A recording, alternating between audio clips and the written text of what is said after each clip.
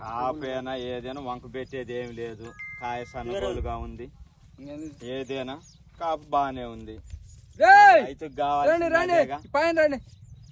ఇప్పుడు కాయ బాగోలేదని ఎవరు అంటారమ్మా? కాయ బ్రహ్మాండంగా ఉంది. చెట్టు నిండా కాసింది. పైన మళ్ళీ తంతెత్తుకుంది. ఏదైనా ఇరిగిపోద్ది.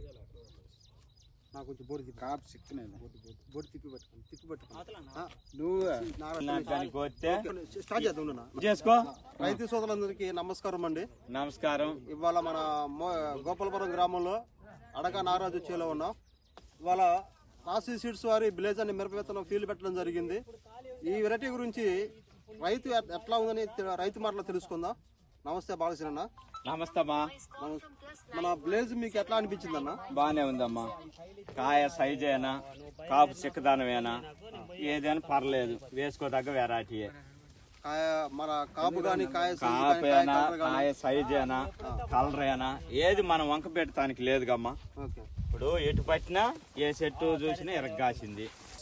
కోరుతున్నాం. వేసుకుంటారమ్మా. వేసుకోదగ్గ